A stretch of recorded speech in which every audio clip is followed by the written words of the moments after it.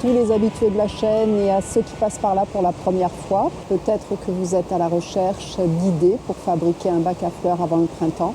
Ça tombe bien, c'est le sujet de cette vidéo.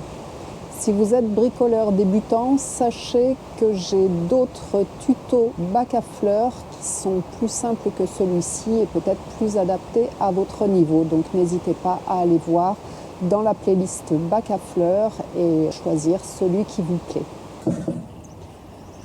J'ai apporté une de mes chutes de tôle ondulée qui va me servir donc pour la fabrication du bac à fleurs. Elle fait 90 de long. Et je ne vais pas utiliser ces 90. Pourquoi? Eh bien tout simplement parce que mes traverses, c'est-à-dire les bois qui vont être dans la longueur, en haut et en bas, ne font pas, voilà, si je me mets au bord comme vous voyez, ne font pas 90. Je crois que je dois avoir au maximum 84, quelque chose comme ça. Donc c'est pas très important. Je vous donnerai les indications sur mes dimensions, mais sachez que vous pouvez par exemple, si vous avez des traverses qui font 90 et que vos tôles ondulées font 90, vous pouvez utiliser vos 90 cm.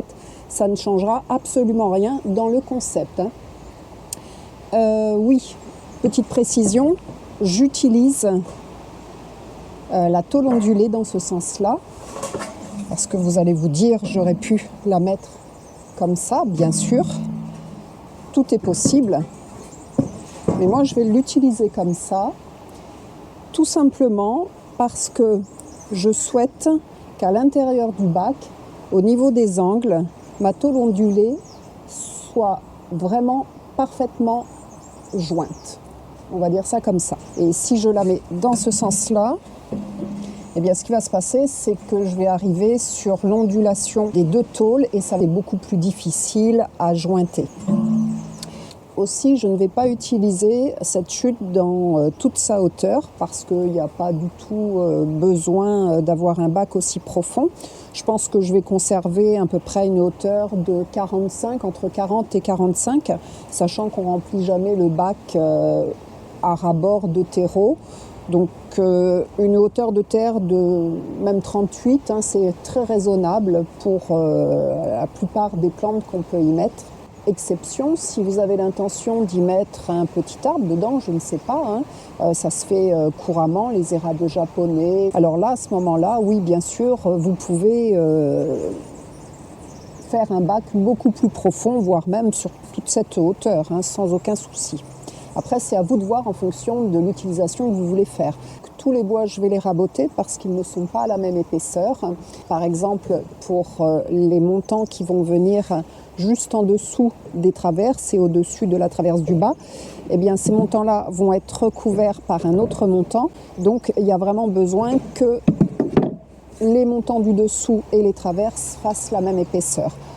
Alors, si vos bois sont propres, sont de la même épaisseur, pour les traverses du dessus, c'est pas important si l'épaisseur n'est pas la même. Eh bien, à ce moment-là, vous pouvez simplement les poncer. Ça suffit. Si vous avez une ponceuse, une bonne ponceuse, prenez un grain pas trop fin. Moi, je vous conseille plutôt un 80 ou un 60 et nettoyez tout ça. En ce qui me concerne, et peut-être qui vous concerne également, j'ai besoin de faire un rabotage pour mettre mes planches au propre. Et ensuite, je pourrai commencer l'assemblage.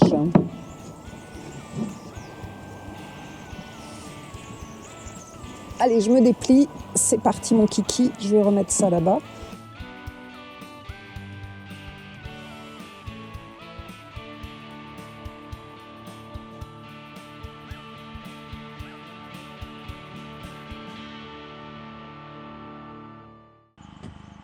Alors, j'ai réuni toutes les planches qu'il me faut pour fabriquer le corps du bac, dans un premier temps.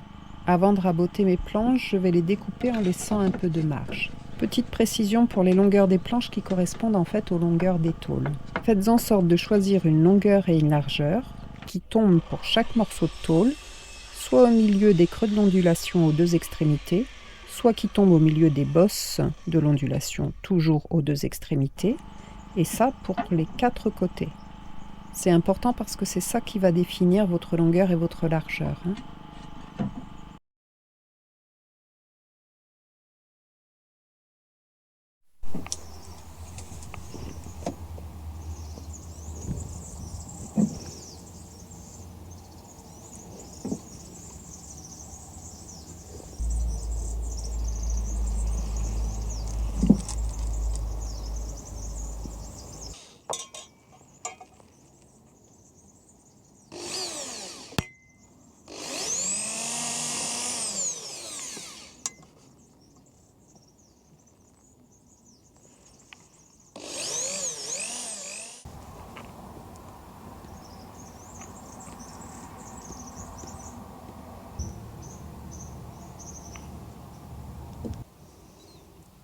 j'ai fait mon premier assemblage, collé vissé. Donc là, c'est mon montant qui va se trouver sur la longueur du bac, là sur le côté. Et là, j'ai mis ma première contre-planche. Donc juste en face, je vais devoir coller la seconde avant de continuer, bien sûr, à poser ensuite mes traverses.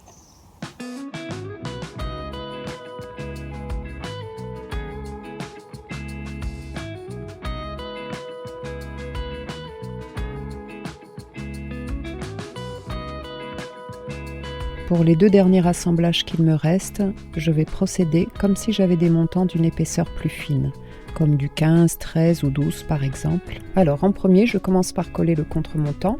Je ne l'ai pas filmé parce que c'est exactement la même chose que précédemment, lors de mes premiers assemblages. Ensuite, j'assemble mes 2 montants, cette fois-ci par 4 vis, dont 2 que je place en face du contre-montant. Ces 2 vis font 50 mm de long et 4 mm de diamètre.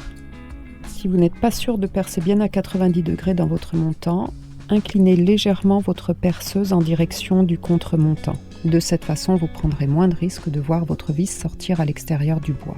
Et pour les 2 autres vis aux extrémités, prenez plutôt des vis de 35 mm de long. Celle-ci fait 35 pour 4 mm de diamètre.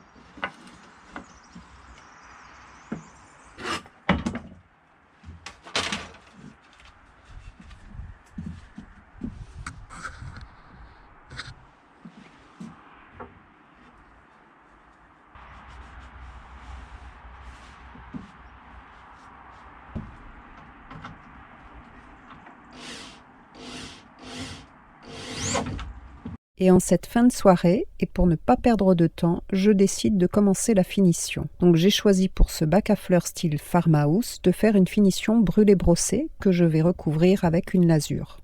Pour celles et ceux qui seraient intéressés par des explications sur cette finition, vous pouvez aller voir ma vidéo « Meubles étagères » réalisée au printemps 2024.